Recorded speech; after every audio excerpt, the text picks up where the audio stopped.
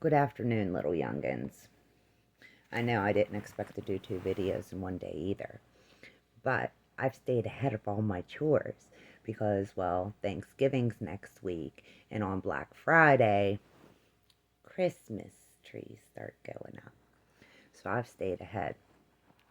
Now, I want to take a couple minutes to teach you some of the things that I've been taught, not just by my older family members, but by our older sons and daughters.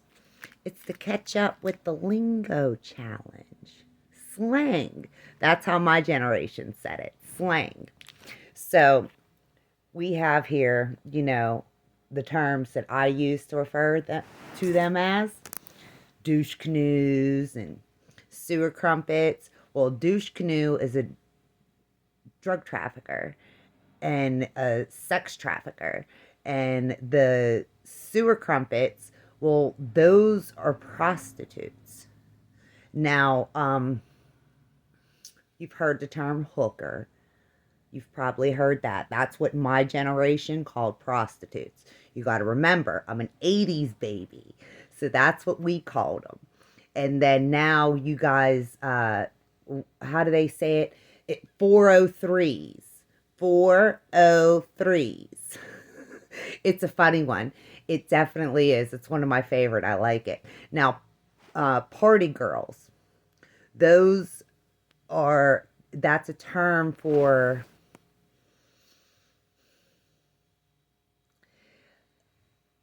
a narcotic addicted prostitute. That's that term. Hold on, I'm getting spammed. It was an election year and I'm a registered voter. Now, girls work for you, for the female gender, this is usually how it goes. So you're going to end up transporting narcotics. Well, we know that's bad, but it gets even worse because the charges rank up. See, here's what happens. If you take, let's say, cocaine, heroin, fentanyl, crystal meth, any of that, and you go across county lines or across state lines, those are different felonies, and those felonies rack up. That's how you legal speak it, And then, well, there's also work for females, and it's the brothel kind, prostitution. And we know that's bad. And you can Google it. You'd serve about a year in jail, and then you're going to have that on your criminal record. And imagine being able to even stock shelves at somewhere like Giant Eagle or Walmart. They're not going to hire you. So then that brings us back to what I was originally saying about the friends you choose. Well, we all, throughout life, every generation, there is not a generation excluded, has all made the choice in choosing a friend that wasn't so good or got us into trouble. And that's where you have to be smart. See, back in the day, we weren't allowed to play with kids until our parents had met their parents. We weren't allowed to play with them. So that's where you get the old saying of it takes a village to raise a child. I'm a big believer in that saying. Huge believer. And it gets tricky through life because, well, they make fun of you because you're not allowed to do what they're allowed to do. Well, when that happens, I want you to take a moment. First, remove yourself from the situation or the presence of that person. And I want you to breathe deep. Breathe out. And then think with your Jiminy Cricket. Is this friendship going to cost me my future?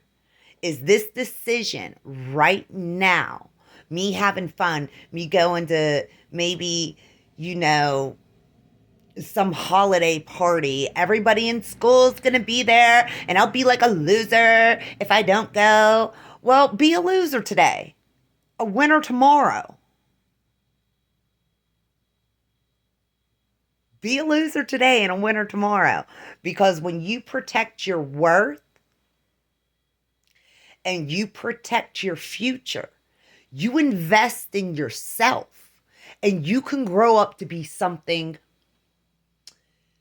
so great, it literally takes Disney adjectives. Like, you could grow up to be Stan Lee, a famous American comic book writer. You could grow up to be Stan Lee. And then you have, like I said, every one of us has all had a friend that keeps getting us in trouble, keeps bringing drama our way. Well, a lot of you have social media, and no, I don't agree with it. It's not allowed in our house. In the Hartice home, social media is not allowed until you graduate. And the earliest I will bend that rule is like 30 days before graduation. Maybe 60 if you can get your dad to agree. So when you have friends that bring you drama, especially through social media, next to everybody's profile picture, there's 3 gray dots. Hit those gray dots. Block them. Block them.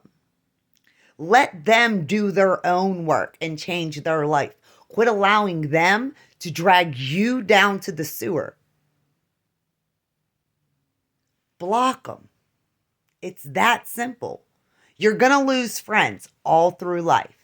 You're going to lose them to, they went off to college. They went off to the military. Maybe they had a sick relative in another state and they were the only one that could go and take care of that relative. You lose friends all the time. It sucks. It hurts. It hurts. It does. But by protecting your own worth and your own investment in your future, you can actually come up amazing.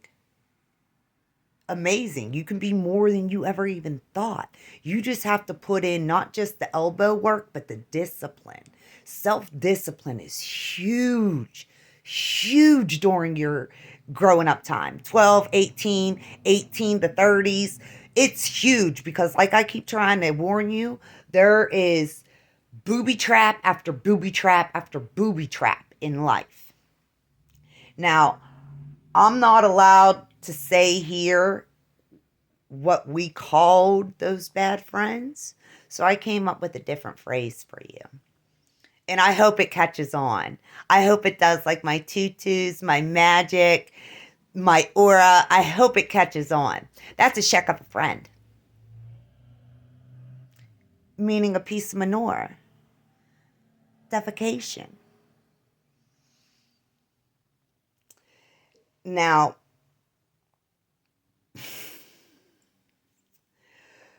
a lot of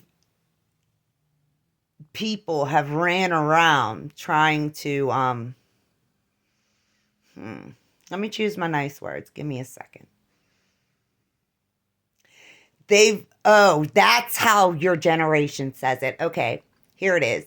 They've run around trying to throw shade on my name, my family's name, and our reputation. Well,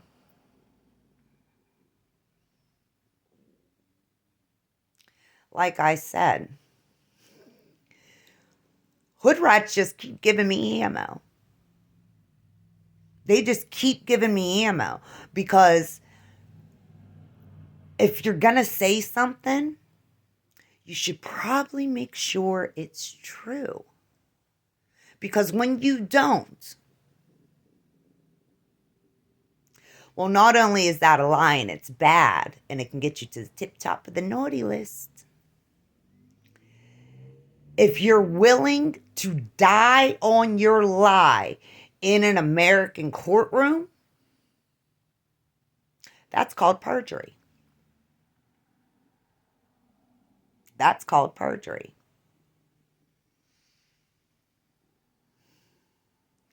So back in the 80s, what your generation calls a trap house, we called a crack house.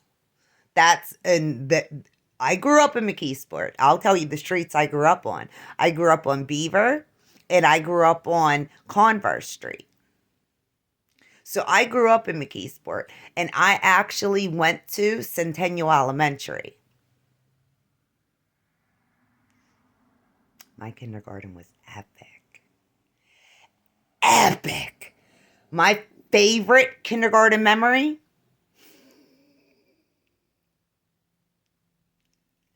epic. We were all standing outside the school, waiting for the doors to open. And McKeesport police were there right across the street. There was a reservoir. That's where water, it's like an area where water's held. They were across the street pulling a dead hooker out the reservoir. It is my favorite kindergarten memory. So then we all go inside, and Mrs. Kiss, she was my kindergarten teacher. And the teachers congregated a little bit in the hallway, like, well, what are we going to do for the kids now that they've seen that? Turn it into what do you want to be when you grow up challenge. Okay, so we all sat around talking about it in our classrooms, and Mrs. Kiss finally gets to me and asks me what I want to be when I grow up, and I said, I want to be a housewife. And she's like, honey, no, you have to pick a career. Oh, ginger snaps. Well, I never wanted to work. Okay, hold on, let me think about it. What did I? Coroner! I wanted to be Cyril Weck. Oh, I wanted to be a coroner. I wanted to know. And it's why I love the show Bones. If you've never watched it, give it a try this holiday season. Great show. You learn so much.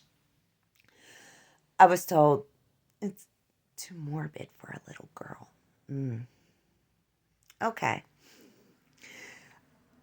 Oh, ginger snaps. I'll be an astronaut. So then we were assigned homework where you had to draw a little picture of, your career. Well, my dad had helped me draw a rocket ship and an astronaut right here in the Milky Way galaxy. It was awesome. I got a star. It hung in our house for a little while because, all good papers and all good tests, they get stars on them and they go in the fridge. That's what I'm saying to you, little youngins. I just want you to take a few moments because Thanksgiving's coming up for some of you. It's the holiday season. You don't need to kick it with friends that are just going to zap your energy, leech off of you and your family. You actually want to take a bit of Skunksgiving and take it for yourself. Read a book. Read a book, where you flip the pages. Now, I know it's the digital age and everything is all super high tech. So download one to your phone. Don't just listen to it. Read those words and up your vocabulary, up where you want to go in life. Did you know right now, there is a Navy SEAL that is on the International Space Station? He's up there right now. Now, when I talk to you guys again, maybe I'll start with my whole I have a dream speech because I didn't know I could still have life goals after, I was a housewife. And my life goals are so magical. You're just like, ah! It's awesome. I know. I wake up with one goal every day, and I'm going to give you that goal. My goal every day is to wake up and be awesome. And I kill it every day. So you can go rinse and repeat that challenge. I want you little homies to think about this. Think about it, little youngins, because you can do more for you than your friends are ever going to want for you or do for you. Enjoy your Thursday. Drink up this wisdom. Sip it like hot cocoa.